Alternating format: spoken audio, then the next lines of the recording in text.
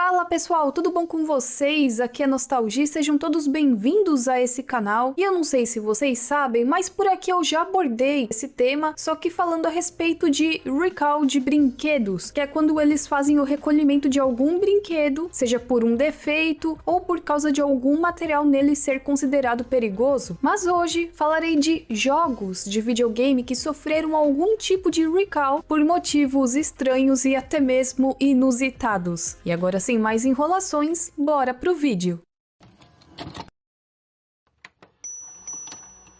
Atelier Marie: The Alchemist of Salzburg é um game de RPG de 1997, desenvolvido e publicado pela Gust. Ele foi lançado originalmente para PlayStation, mas depois recebeu portes e versões aprimoradas em outras plataformas. Nesse jogo nós temos a Marie, que está com dificuldades em estudar alquimia, e no jogo ela precisa se esforçar para melhorar a sua alquimia para passar em um exame final especial. E existem várias formas dela melhorar isso no jogo, seja recolhendo ingredientes, ganhando dinheiro para contratar aventureiros e até mesmo comprando receitas e utensílios, além do jogo contar com várias batalhas e missões. E tem o Atelier Marie e Ellie, que também foi desenvolvido pela Gust e lançado em novembro de 2001 para o Dreamcast. E seria uma compilação de dois jogos, um da Marie e outro da Ellie, porém com algumas melhorias gráficas. Lembrando que essa compilação foi lançada só no Japão e em mais nenhum outro país. Mas essa versão contava com um problema. Essa primeira tiragem inicial estava infectada com um vírus. Pois é, eu já falei aqui de um DVD das meninas superpoderosas que continha um vírus, mas agora estou falando de um jogo de videogame que também acontecia algo parecido. Porém, aqui no caso, era um vírus chamado de Chris, que afetava os sistemas do Microsoft Windows. Esse vírus veio escondido em um bônus, em um protetor de tela, e ele apagava as configurações do CMOS e da BIOS, além de tentar sobrescrever os arquivos localizados nos discos rígidos e na rede local. E eu não sou a melhor pessoa que entende a respeito de informática, mas caso você seja o mago da informática e queira dar uma explicação melhor a respeito desse vírus, é só comentar aqui embaixo. No final, eles admitiram o erro, pediram desculpas e disseram que isso provavelmente aconteceu porque um dos produtores do jogo deve ter trabalhado em uma máquina que continha o vírus. O jogo voltou a ser vendido em várias outras plataformas também. Foi apenas um pequeno problema, entre aspas, né?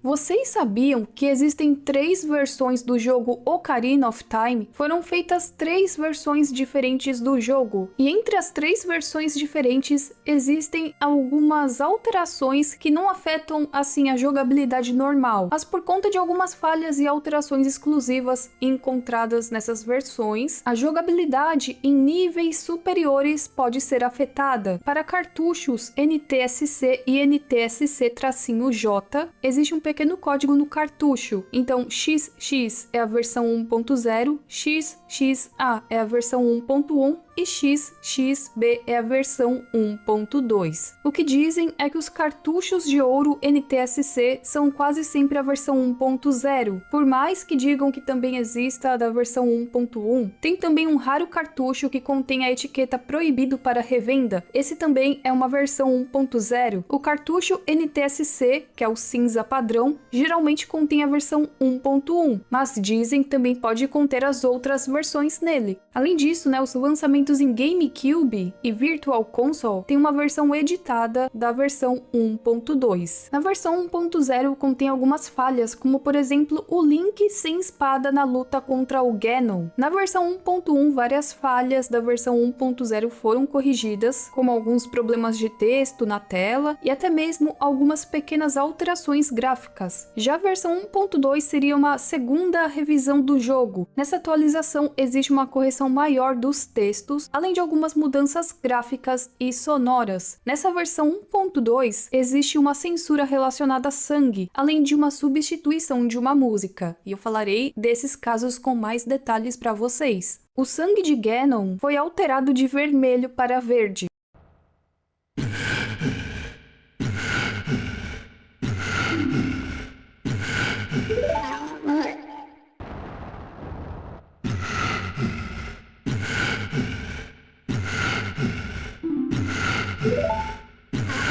Já a música Templo do Fogo foi substituída por um remix do tema Templo das Sombras. E por que que essa música sofreu uma alteração? Nas versões 1.0 e 1.1, a música Templo do Fogo contém vocais com uma temática religiosa da fé muçulmana. Isso porque em um momento da música, quando a gente traduz para o português, fica algo como testifico que não há Deus senão Alá.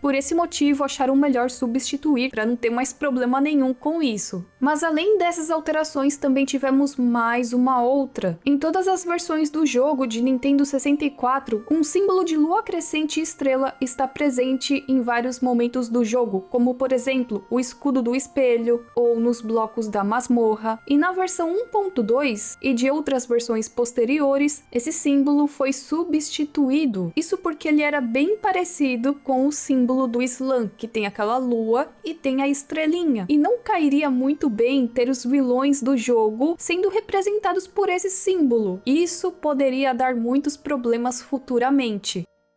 Quem aqui se lembra do joguinho do Rei Leão? Eu nunca cheguei a ter esse jogo em cartucho, mas eu lembro de emular ele várias vezes no computador. E olha, era um joguinho muito bacana, mas tinham momentos tão difíceis que eu praticamente travava lá. Mas eu gostava bastante dele. E as musiquinhas também são muito nostálgicas, não é mesmo? Vocês sabiam que esse jogo já sofreu um recall? O que acontecia é que cópias iniciais dele travavam em certos tipos de computadores com determinados drivers de vídeo, mas no fim eles acharam uma solução para isso. As cópias que tinham esse defeito foram recuperadas em troca de uma edição mais recente do jogo, que corrigia esses erros e que tinha um melhor suporte de hardware. Mas vocês sabiam que graças a esse problema que começaram a desenvolver o sistema multimídia DirectX? Pois é, vocês lembram daqueles CDs da Digerati? Ou qualquer CD de joguinho para computador, e sempre tinha esse tal do DirectX. Era assim que eu falava na época. Nossa, tem que instalar o DirectX.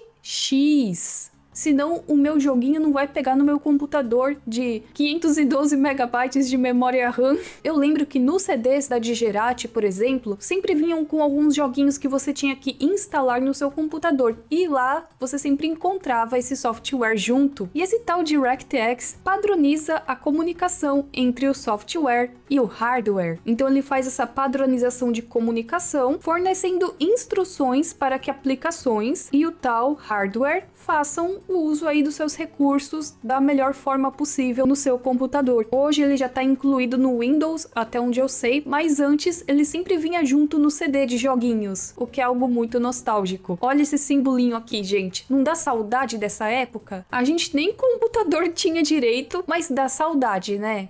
A SEGA lançou vários joguinhos da Disney que hoje são considerados bem nostálgicos. Gente, você pega Castle of Illusion. Cara, que sensação boa dá jogar esse joguinho. E aí, no meio de vários jogos, eles tiveram a ideia de fazer um jogo baseado no filme Fantasia, de 1940. Então eles foram lá, conversaram com a Disney. Podemos fazer um jogo do Fantasia? Pode, tá liberado. Ah, então tá bom. E assim começou a produção. Porém, tinham alguns probleminhas. O primeiro ponto é que eles não tinham tanto tempo assim para poder fazer algo mais elaborado. O prazo era meio que para ontem. Sabe quando chega alguém, tem que fazer isso aqui pra ontem? Então, né? Odeio essa frase, odeio. Além disso, eles terceirizaram o desenvolvimento dele para a Infogrames. Só que a equipe deles ainda era pequena, eles não tinham tanta experiência assim. E aí junta isso, mais a falta de tempo, porque ele teria que ser concluído na temporada de férias para poder chamar a atenção da criançada. Então, digamos que o jogo não ficou lá aquelas coisas. Ele lembrava bastante Castle of Illusion. Não tinha nada de tão diferente assim no jogo que chamasse a atenção das pessoas. Beleza. Só que do nada, chega assim o Roy e Disney no escritório batendo as portas. Bah! Quem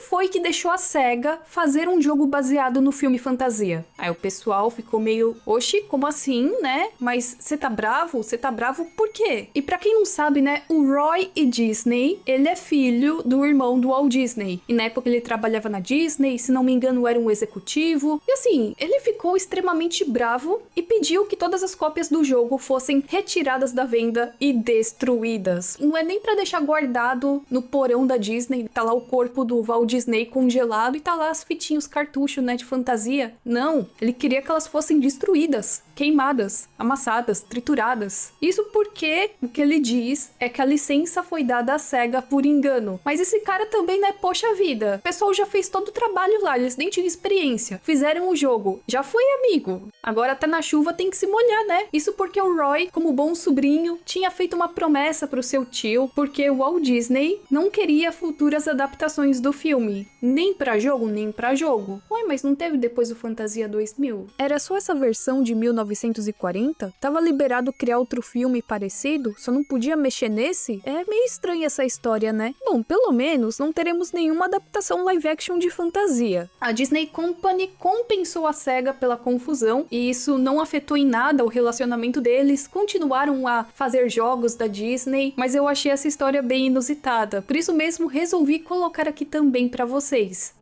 E bom, gente, esse vídeo vai se encerrando por aqui, eu espero que vocês tenham gostado. E é o esquema de sempre, gostaram? Se sim, depois eu faço uma parte 2 porque tem vários outros casos de recall de jogos por vários motivos diferentes. E é um tema bem interessante de abordar aqui também. Então é isso, nós nos vemos na próxima e tchau, tchau!